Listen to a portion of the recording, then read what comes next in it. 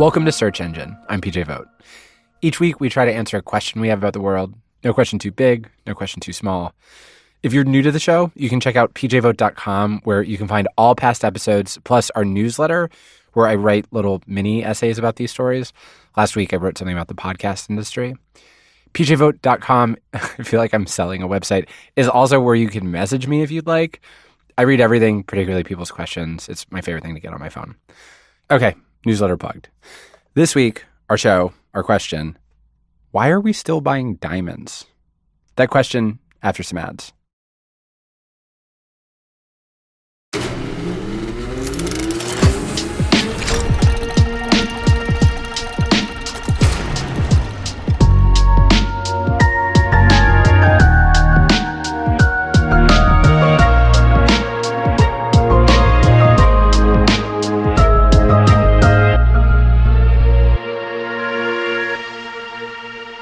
So at Search Engine, we have a real fondness for questions that you feel like you know the answer to, but when pressed to explain them, you might begin to mumble and trail off. Here in the office a few months ago, Search Engine's Noah John started just talking a lot about diamonds. And we had one of those spooky moments where you realize there's a hole in your understanding of the world. There are these economic rules that we all accept, that there's such a thing as supply and demand, and that those forces help set the price of the things we buy. Gold is expensive because it's rare, even if it's not that useful. Water is cheap because it's plentiful, until you step into a concert festival where it's rare, and suddenly it's priced more like gold. We don't always like this, but we abide by it. Diamonds actually work differently. Because they're expensive, we assume that they're very rare, or I always did.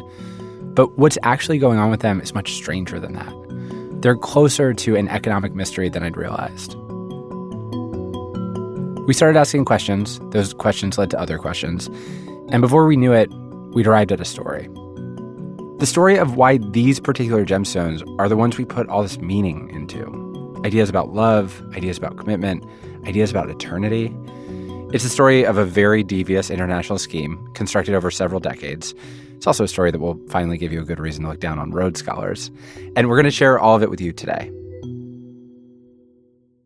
Okay, so Noah found this book called Stateless Commerce about the diamond industry and mainly about how strange it is. And so we called the professor who wrote it, Barack Richmond. Hi, Barack. Hey, how you doing? Awesome. Thank you for talking to me about how diamonds work, why diamonds are valuable. I feel like half the time the show is pursuing things that like a 7-year-old would ask in the back of a minivan, and then the driving section of the car would just go quiet with fear.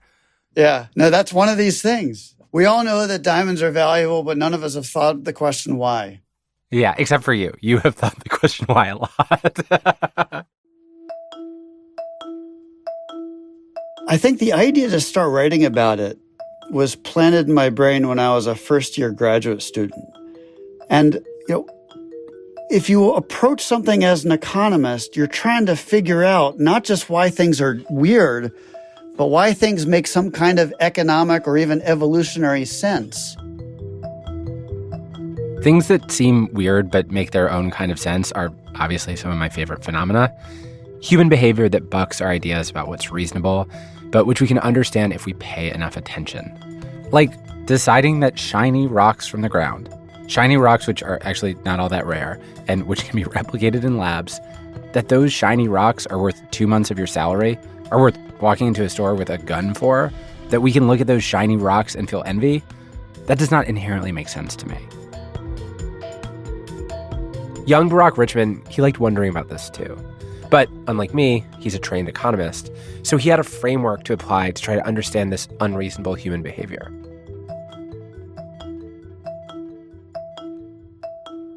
Can you give me like a history of the diamond? At some point, human beings are like, these rocks are valuable. What is the history of us deciding that? Yeah, I mean, this is a history that goes back a long time. And I can't pretend to understand the source of human fascination with diamonds. In many ways, actually, I think it's a fascination that's led to more harm than good. But I can tell you that diamonds and gemstones have been a valuable currency and asset for at least 2 millennia. And diamonds were only found in the Indian subcontinent until about the year 1800. So for at least 2 millennia, you had diamonds mined in India, but distributed throughout the world through the usual merchant networks that distributed spices and other small but valuable goods. So for a breezy 2,000-ish years, India has their diamond monopoly, one country distributing diamonds to the rest of the world. But in the early 1700s, people start finding diamond mines elsewhere. In Brazil at first, but then in the late 1800s in South Africa. And it's this discovery in South Africa that kicks off the beginning of the modern diamond industry, with all of its strange, particular, often troubling dynamics. So there was effectively a huge diamond rush, much like the gold rush in California. There was a diamond rush when diamonds were found in Kimberley, South Africa. And it was a frenzy. Property rights were really ambiguous. Lots of people were basically just, picking up a 10 by 10 lot and started digging downward. And then a person named Cecil Rhodes, as in the Rhodes Scholarship, came from England and purchased the vast majority of plots wherever individuals were mining diamonds.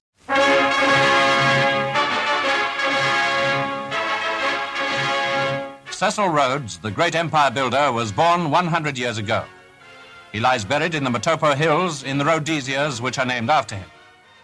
This is from a British newsreel from the 1940s about this man that Britain considered a hero, Cecil Rhodes. Britain loved Cecil Rhodes, but Cecil Rhodes loved Britain more.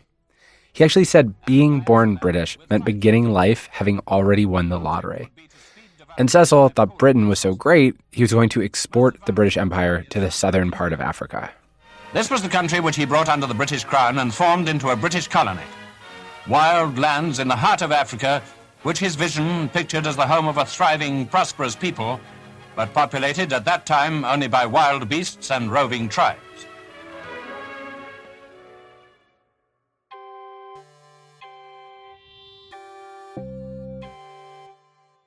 Cecil was the son of a priest. As a young man, he was already plagued by a lot of health complications. His family sent him to what is today South Africa back when he was 17 because they thought the climate might help with his health. When he arrived, he found the diamond rush had begun. And for a young man like Cecil, there was opportunity there. There's this cliche that when there's a gold rush, the best idea isn't to go for the gold, it's to sell picks and shovels to the prospectors. And that's basically what Cecil did at first. He rented water pumps to diamond miners. But after he made some money and borrowed some more, he joined the diamond rush himself. Well, actually, what he did was more audacious than that. He started buying up entire diamond mines outright. Cecil Rhodes came in with some financing and just bought up all of the land where there was diamonds in Kimberley, in South Africa. And he established De Beers, and De Beers almost from day one became the leading global supplier of rough diamonds. Okay, so Cecil Rhodes is taking over a bunch of mines. How was he actually taking over the mines? And once he did, what were working conditions like for the people working in those mines?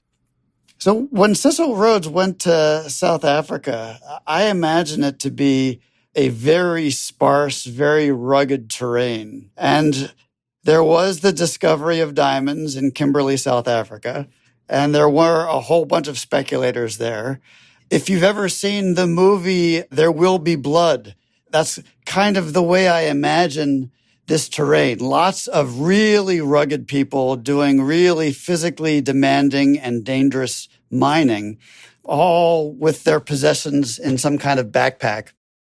There's this 1940s documentary called Riches of the Veld. It has not aged all that well. It's very hooray for British colonialism. But even in this documentary, they're showing exactly how brutal and demanding mining is. You see workers in the dark, cramped spaces of the diamond mines. It looks pretty miserable. Dark tunnels run in every direction through the gold-bearing rock of the Rand. It is hot and noisy, and the job of the native laborers is not an easy one. The narrator says that diamonds are the most important mineral in the Union of South Africa. That's what it's called back then. They're found in the dry part of the veld, the hottest place in the country. At one time, the precious stones were found near the surface, but now they must be dug for, far underground. Mining diamonds is not unlike mining gold. On an average, 5,000 tons of earth, called blue ground, must be dug to find even a handful of diamonds. And here's Cecil Rhodes. He is some kind of cross between this rugged individualist miner speculator and a British noble person who has come to extend the colonial empire. His only innovation, his only idea was, let me pay all these people to go away and I'll take over the whole space. And that's what he did in Kimberley. And as diamonds were found in other parts of Africa, in Botswana, in Namibia, in Sierra Leone, in Angola, De Beers expanded its presence in Africa, and it dominated most mining interests in Africa, and that's how it sustained its monopoly. Throughout Africa by this point, there were a lot of diamond mines filled with a lot of diamonds. Too many diamonds, actually, if you're in the diamond selling business. Because had those diamonds just reached the open market in a normal way, presumably the influx of supply would have lowered the overall price. But because De Beers had a chokehold on the diamond supply, at one point controlling about 90% of the market, the price of diamonds for the next century would function unlike the price of almost anything else. There's this great article from The Atlantic in the 1980s that calls De Beers, quote, the most successful cartel arrangement in the annals of modern commerce. The writer points out that while basically every other commodity, gold, silver, rubber, wheat, goes up and down over the years, the price of the diamond at the time hardly wavered. So how did they specifically protect their monopoly? Like, what did that look like when people would show up and be like, hey, I found a diamond mine. I'd like to get in on this. Yeah, so they did two things, and that's exactly what happened. I mean, you can't own all the land where there's going to be diamonds, so someone else would find diamonds, usually in Africa, because at least for the 20th century, that's where most of the sites were. Someone would find a new source of diamonds, and De Beers would show up the next morning, and they'd say, look, we're all better off if you come into our company. We can both charge monopoly prices, or better yet, I'll just write you a check right now for the equivalent value at monopoly prices of whatever you have. What do you say? And if they say no, then De Beers comes with effectively a private army the next day. Really? Yeah. Just like the East India Company was both a company and also an arm of the crown, I think what we saw from De Beers throughout Africa was very much a natural legacy of British Empire. This was a particular era of colonialism where oftentimes one Western-based corporation would become more powerful than the colonized state where it did business. The most famous of these is probably the East India Company, a British-based company that at its height accounted for almost half the world's trade and ruled over India. We talk about corporations having a lot of power today, and they do, but things were different in the past. Whatever misgivings you might have about, say, Jeff Bezos and Amazon, the company does not employ a standing army. The East India Company employed a private army of over 250,000 soldiers, twice the size of the actual British army. What Cecil Rhodes was doing in South Africa with De Beers was a page out of that same corporate colonial playbook. He ran a Western company, wormed its way into another country, and extracted resources from it. To me, it's not that surprising that he was able to get away with all this, that most English people at the time were fine with it. But what did surprise me is that even back in Cecil Rhodes' time, even if most people in England had a worldview that you would have called pro-imperialist, shouldn't they even back then have at least been anti-monopoly?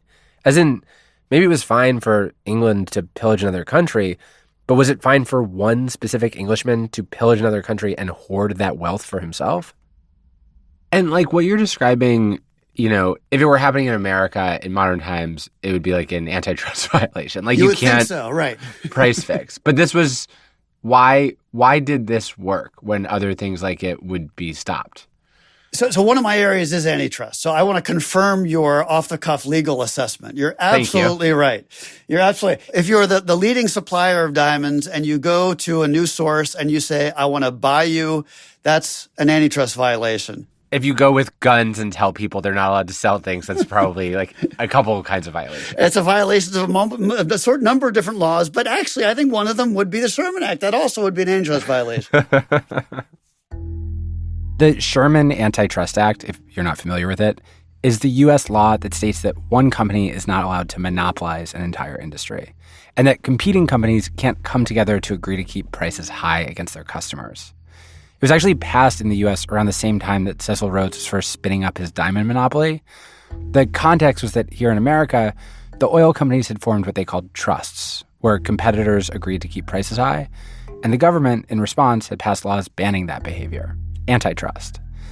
Even though De Beers was not based in America, the government sometimes uses, or tries to use, the Sherman Act against foreign businesses that operate in the U.S., although the case of De Beers highlights why that's kind of difficult. So this was deemed to be an antitrust violation by authorities in the Department of Justice at least as early as in World War II, during the Roosevelt administration.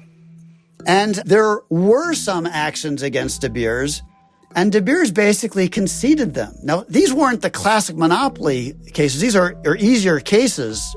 But De Beers effectively didn't show up for court when it was being sued by the Department of Justice. They just didn't go? And they just didn't go. They kind of said, all right, we're guilty of the antitrust laws in America. We'll just never go to America. They probably would have been arrested had they landed in New York. Oh, wow. And that also means that De Beers' property never went into America.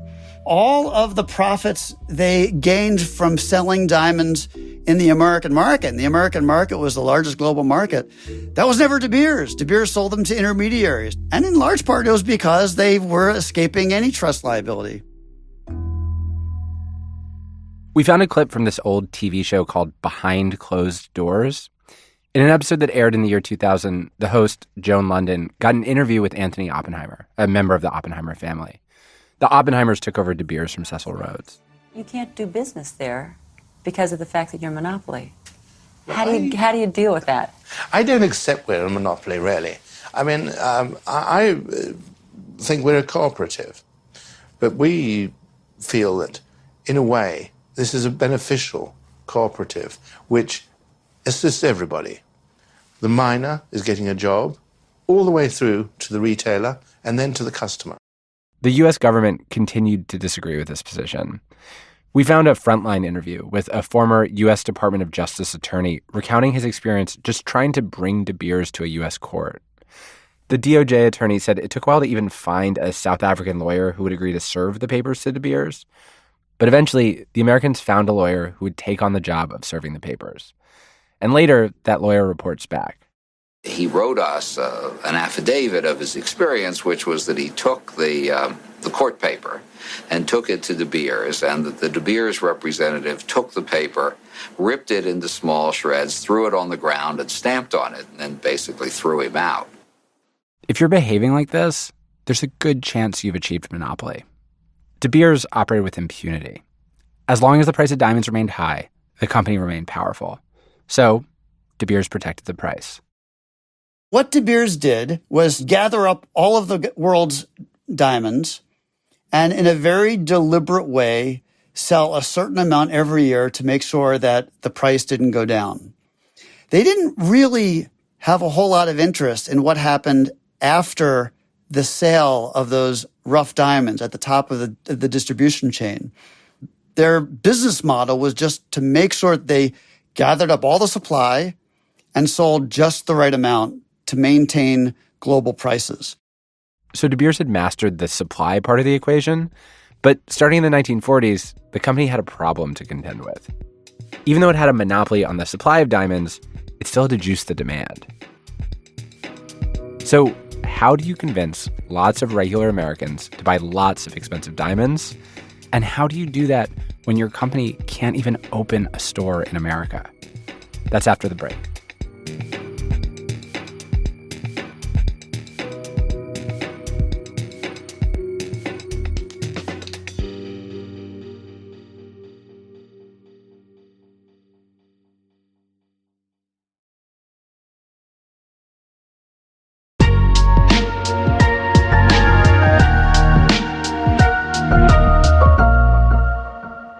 Welcome back to the show. So De Beers, the company founded by Cecil Rhodes, had two desires. Desire one, to maintain a global monopoly. Desire two, to never set foot in America, where desire one might put them on the wrong side of the law. The company's solution for all this, it would shape the diamond market. So De Beers dreamt up this unusual arrangement, where most of the world's diamonds were mined in South Africa and distributed in Europe. Those diamonds would reach the US, but through intermediaries. Throughout almost the entire 20th century, if you bought a diamond in the US, it was almost certainly a De Beers diamond, but you would never buy it in a De Beers store. So can you talk to me about, like, we've sort of talked about the top of the supply chain. Can you talk to me about, like, the path of a diamond from a mine to retail and about the culture around retail? Like, can you just trace it for me? Yeah, I'll give you the story in the late 90s because it's a little more complicated now. I can give you a very confident story in the 90s. Yeah. So in the 90s, most diamonds are extracted from Africa by a De Beers interest. They're then taken to London and through what's called the Central Selling Organization, the CSO, which is a De Beers entity. De Beers sells these diamonds to favored merchants.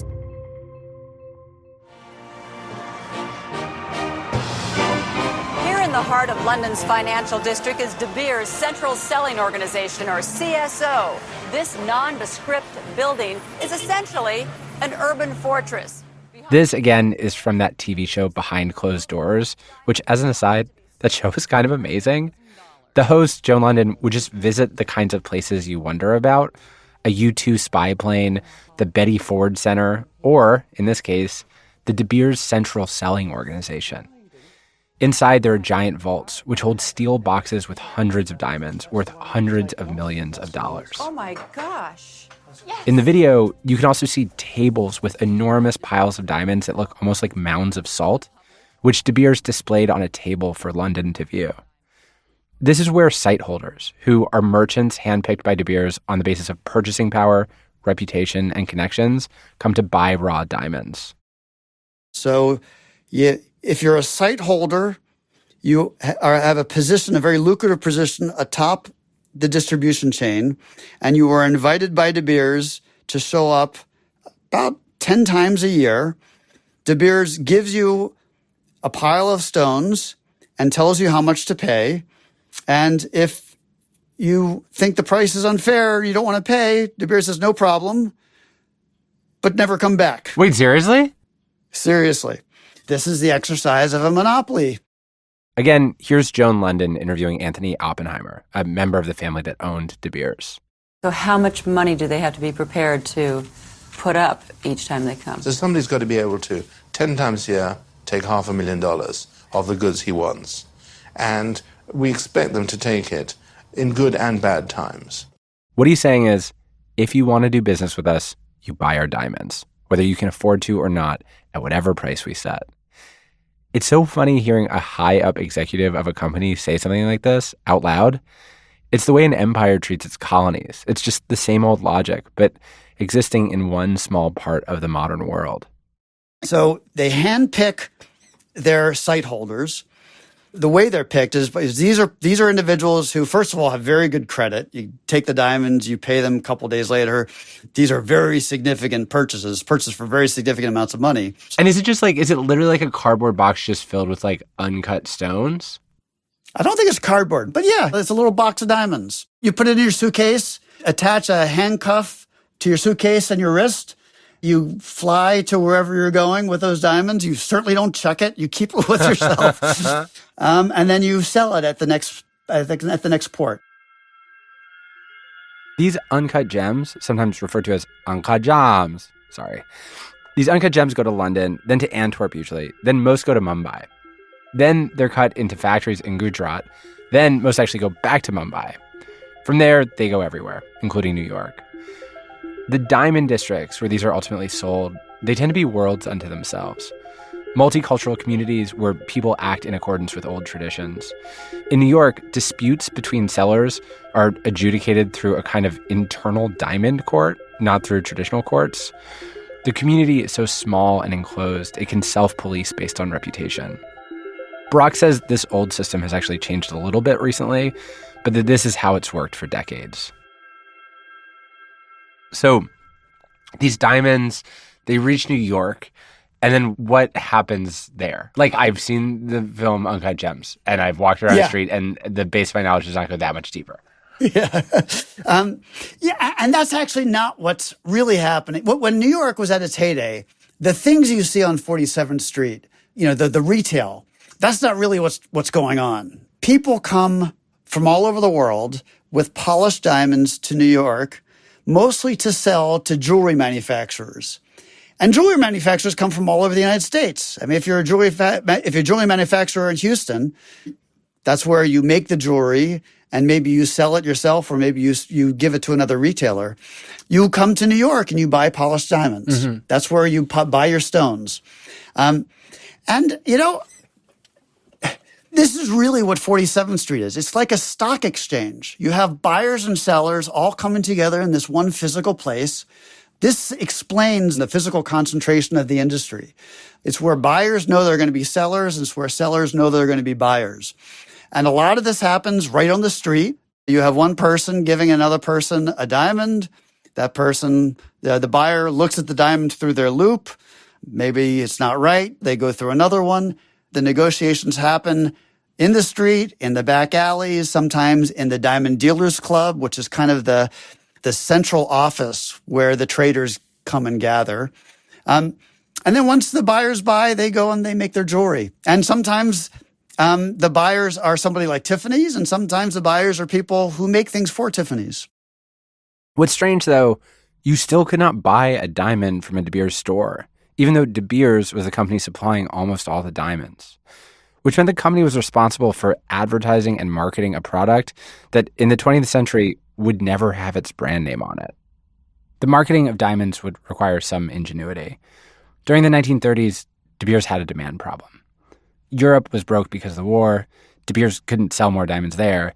In America, some people were buying diamonds for engagement rings, but not many. And the diamonds they were buying were small and relatively inexpensive.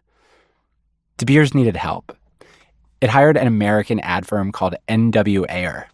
Ayer were sloganeering geniuses responsible for the Army's Be All That You Can Be, as well as the slogan for another monopoly, AT&T. Theirs was, "We may be the only phone company in town, but we try not to act like it." Ayer had to come up with a short, pithy argument to save the diamond industry, to convince Americans that big diamonds were essential. How do you convince people?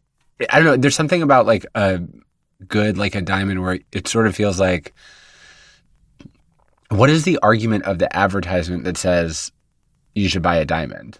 The question itself is a fascinating question. I mean, what do you do with this rock? It doesn't do anything for you. It doesn't open a can. It's just a thing. Yeah. And it looks kind of nice, but lots of things look nice. So the question itself is fascinating. How can this corporate entity create this cultural compulsion that we all have to spend a lot of money on this totally useless thing? Yeah, it's easy to make an argument that a lot of things are useless, but this is really useless. This is really useless. Exactly, right? Well, they did it in a variety of ways. I mean, a diamond is forever. It was the number one or the number two, as rated by the Madison Avenue geniuses, slogan of the century. It was a wildly effective campaign. They went to Hollywood and made sure that Marilyn Monroe, when she was in her movies, wore diamonds. Men grow cold as girls grow old, and we all lose our charms in the end. But square cut or pear shape, these rocks don't lose their shape. Diamonds are a girl's best friend. They made sure that diamond deliveries as part of proposals were in Hollywood movies. Starting in the 1940s, De Beers would just give free diamonds to movie producers in exchange for those producers putting diamonds in their films. According to the marketers, the diamond shouldn't just appear in the movie. Ideally, it should be a surprise gift from a man to a woman.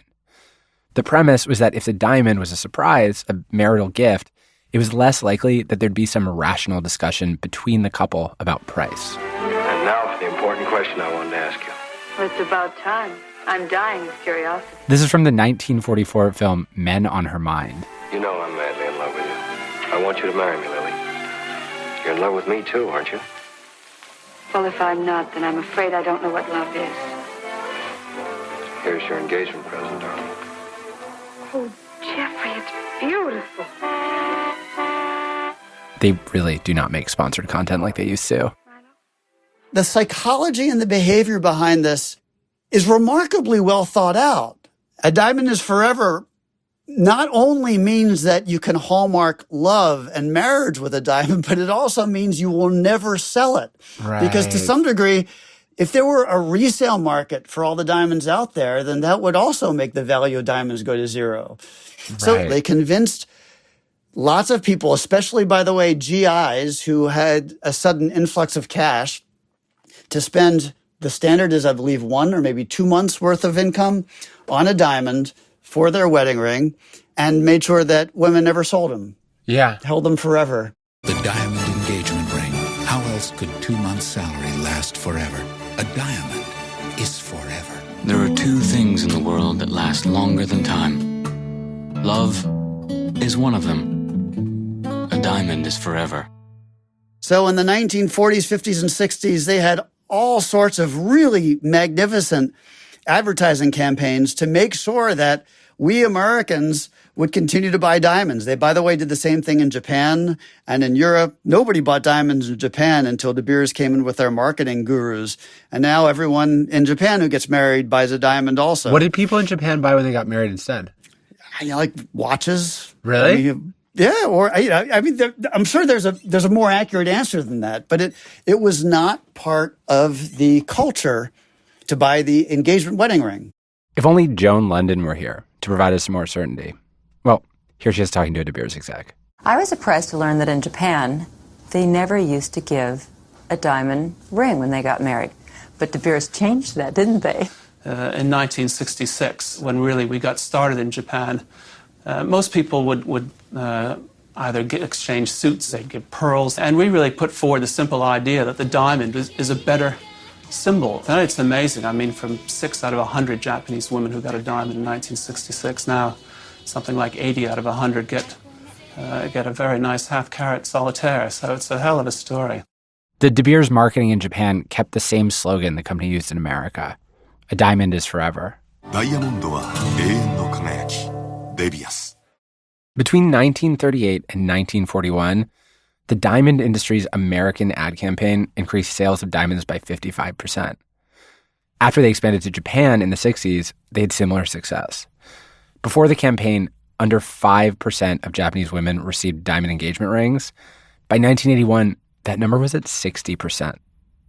The story of the diamond, dreamed up by marketers in America for an international monopoly of British colonizers, it succeeded. It's funny. It's like I never thought of like the concept of an heirloom being about someone protecting their monopoly, but it really works out to the same. You're like, I'm going to implant the cultural idea that there shouldn't be a secondary market for this. It's the cleanest illustration of how economics has got to incorporate the power of norms and culture. And, these preferences are not just looking for food and shelter. These preferences are inculcated with us, and they both create and manipulate markets in ways that are really hard to fully fathom. So, that's another way of saying if you want to be a really good economist, you also have to be a good psychologist. And I also think that part of the corporate strategy is for you to only think what's happening on the ground and not to think what's happening on the mothership. Right. It's not like De Beers is running ads that are like, a diamond has like a really painful colonial history. It's like a story that's hiding a story, not a story that's telling a story. Yeah. After the break, what happens when that story gets revealed? And what happens when a monopoly begins to crack?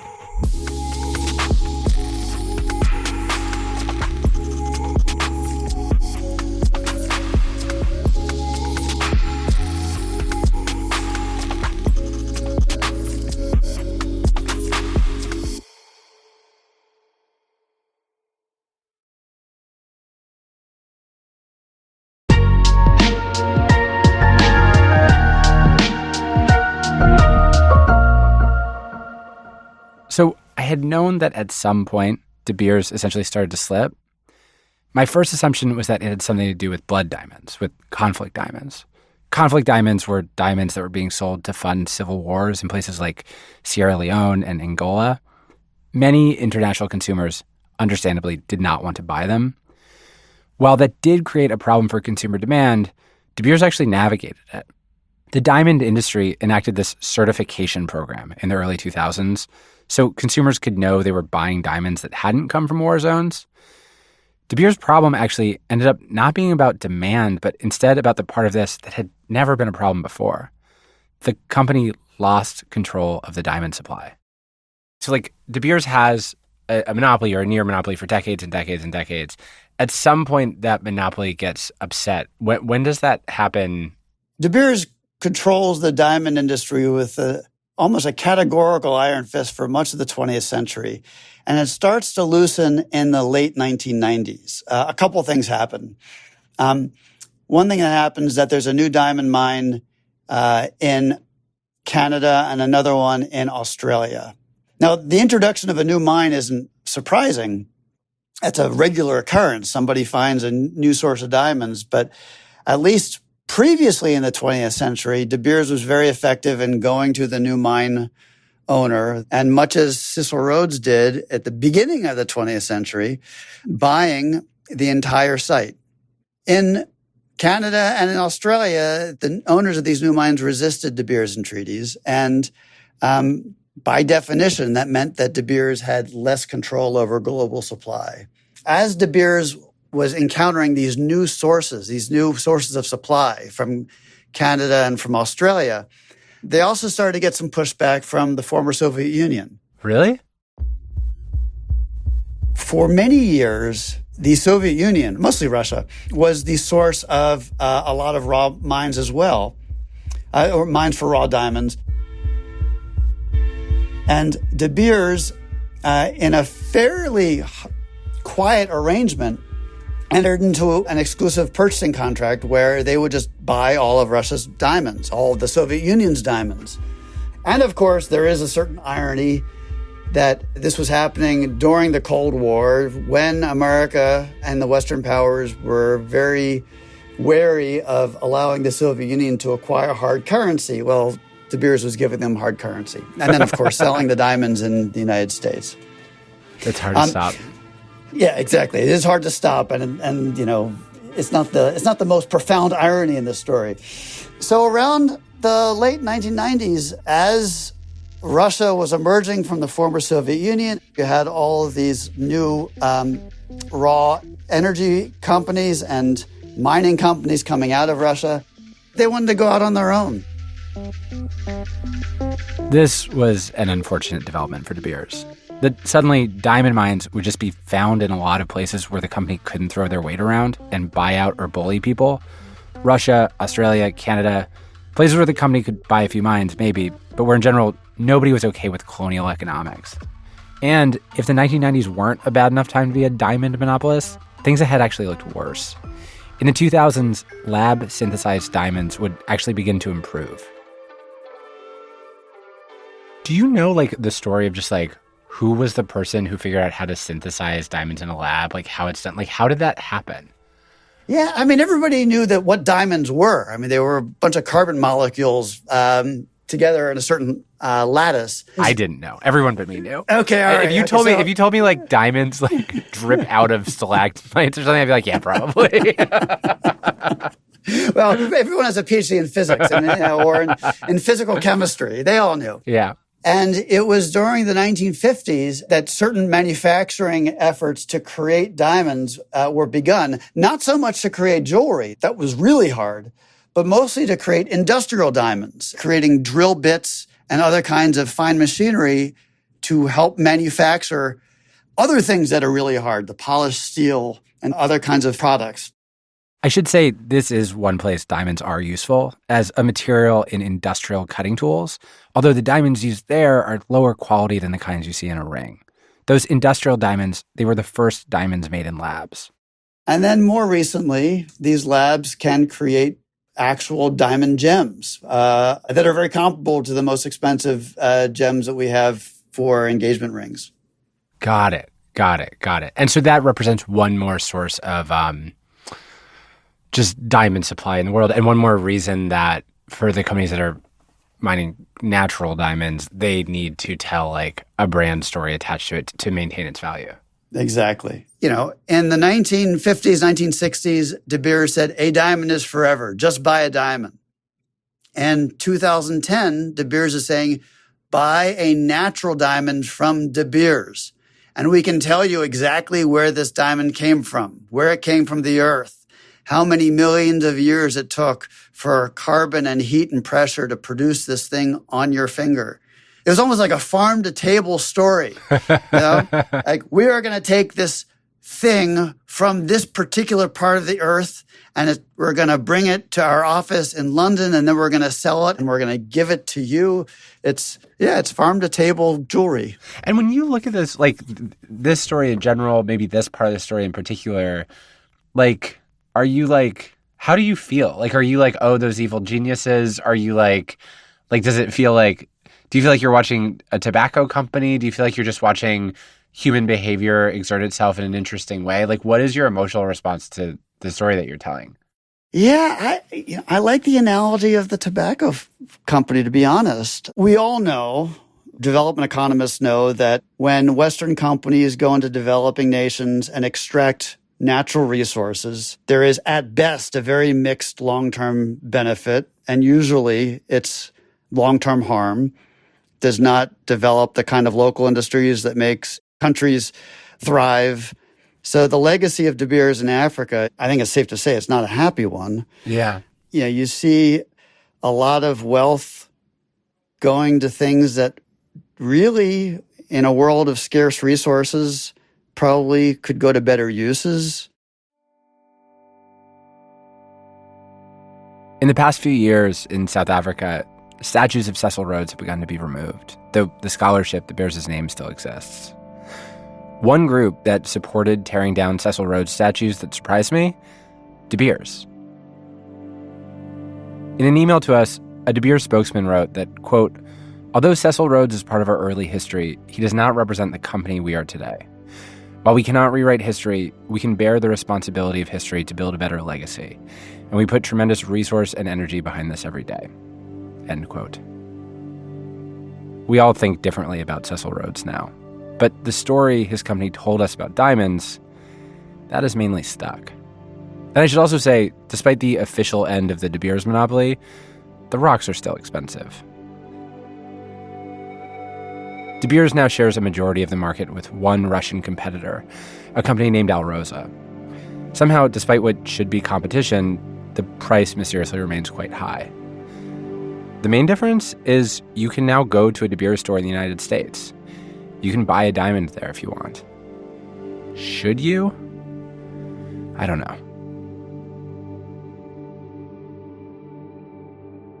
As somebody who has like an undecided mind about capitalism and global trade, everything in life is so complicated and everything in life is so filled with trade-offs. And something like a computer or an iPhone, which benefits the world in so many ways, but the production of which also like hurts people in so many ways.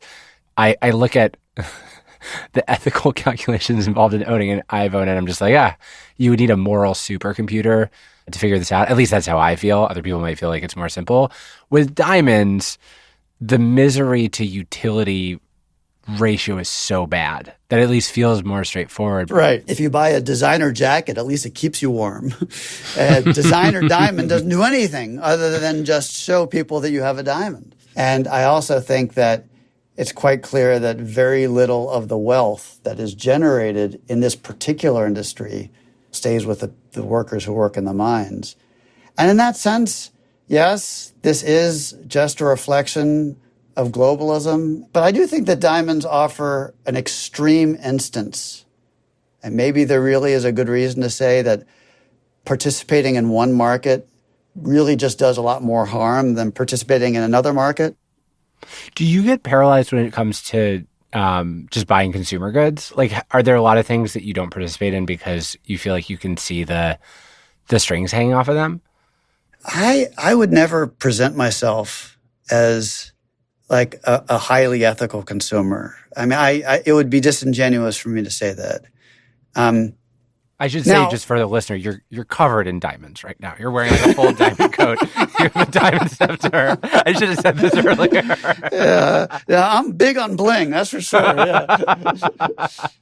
Yeah. So I wouldn't buy a diamond. I don't think. If I were to buy a diamond, I'd have a preference for buying a lab-grown diamond. I have to say though, parenthetically, I have acquired a real appreciation for the beauty of diamonds. I find myself just looking through a loop at a highly clear, polished diamond and just kind of losing myself, much more so than when I started looking into this. Doesn't that bother you? Isn't it so annoying that there's such a thing as beauty in something that you would not want to find beautiful? Like, doesn't it annoy you? At those moments, the only thing I feel is just the appreciation of beauty. And it is beauty. It is something very human about the sparkles and the facets and just kind of looking at this kaleidoscope of color. But, appreciating beauty is different from spending on it. Yeah, I think that's about right. Professor Barack Richman. He's a law professor at Duke University and a visiting professor at George Washington University. His book, which we highly recommend, is called Stateless Commerce: The Diamond Network and the Persistence of Relational Exchange. Thank you for being so generous with your time. Appreciate it, PJ. Good to meet you. And go Birds, right? Yeah, go Birds.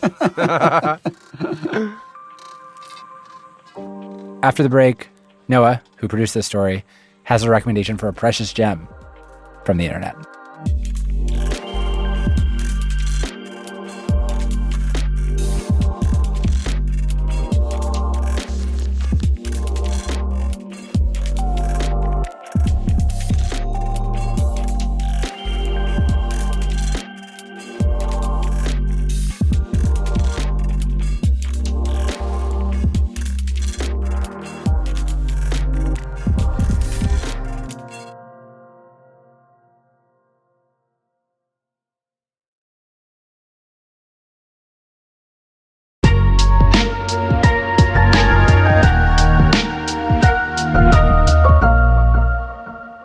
Search engine producer Noah John, welcome to the studio.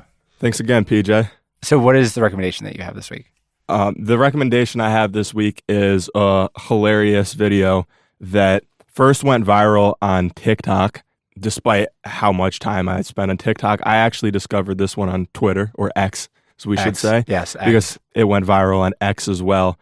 But this one is basically like a younger teenage girl doing what's called like a get unready with me video, And what is a get unready with me video? So basically, the premise of like a get ready with me video is you're doing something like getting dressed, doing your makeup, explaining the events that are to come in that day or evening.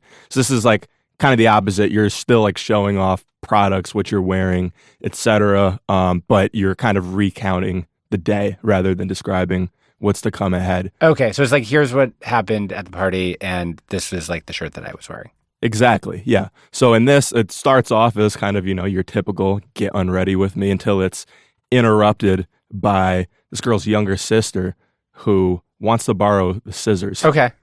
Hey guys, get unready with me after coming back from downtown. But yeah, it's been a really long day today, so we're just gonna take this off. Huh? I need the scissors. So she's like off camera, interrupting to get a pair of scissors, and then she just leaves the room. Yeah, exactly. And she doesn't say what the scissors are going to be used for. There's real narrative tension. Yeah. Patches that I got from the dollar. And then after that, I'm going to put just lotion on it. Then a blood-curdling scream. So she runs back into the room, pointing at a chunk out of the front of her hair. Yeah. Not good. Is that why you have a picture day? What I really love about this, though, like, I don't know, you can really see, like, genuine love from the older sister and just, like, a maturity to be able to, like, calm down this. No, she's, like, holding her moment. sister and immediately going into, like, sort of a maternal problem-solving mode. Yeah, and I really like how she's, you know, both calming down the mom by, like, telling her, you know, there's nothing to see here, who's outside the room, while at the same time, like, problem-solving with the younger sister. It's very sweet. It's like, okay, so wait, so now what happens? So what's going to happen is, because they cut off a chunk of her hair in the front, they decide that bangs are the best option. And not being a trained hairstylist, they decide the best way to learn how to do bangs is through TikTok, of course. Oh, God. Okay. This is on your phone because you wanted it in the first place. You're the one that cut it, dude. She's the one who asked me to. It doesn't matter. What did you think? I thought she was wrong. Oh, no. Whoa, you had trouble. God, I basically grew up in this house. Me too. Although I was with me and a brother, then we had a younger sister, so 3 sisters. She had to deal with our fighting of various sorts. So now she's actually got like a Misfits thing where there's like the devil lock in the front. Yeah. But I think that's part of the process.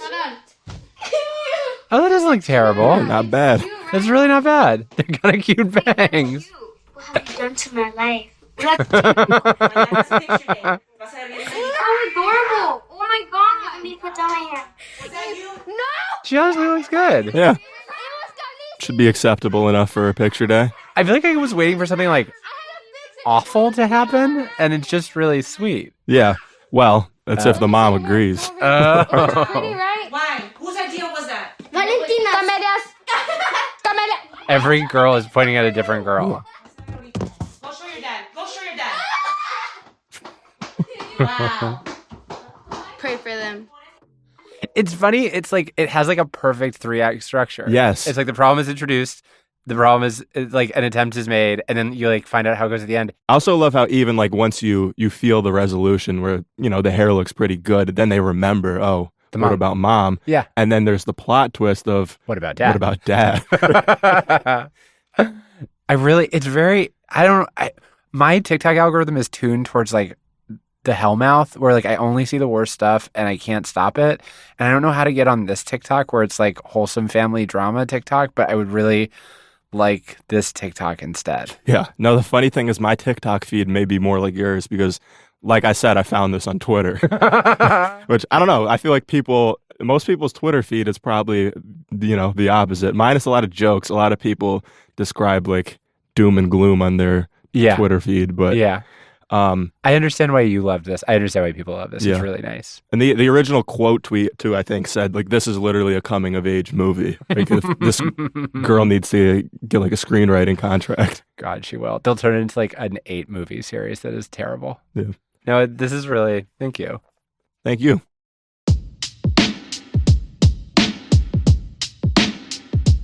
Search Engine is a presentation of Odyssey and Jigsaw Productions. It was created by PJ Vogt and Shruti Pinamaneni and is produced by Garrett Graham and Noah John. That's me. Theme, original composition and mixing by Armin Bazarian. Fact-checking by Sean Merchant. Our executive producers are Jenna Weiss-Berman and Leah Reese-Dennis.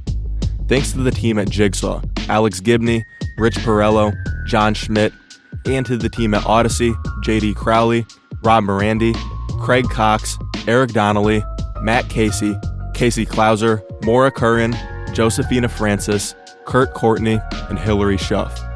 Our agent is Oren Rosenbaum at UTA. Our social media is by the team at Public Opinion NYC. You can follow and listen to Search Engine with PJ Vogt now for free on the Odyssey app or anywhere you get your podcasts. Thank you for listening. See you next week.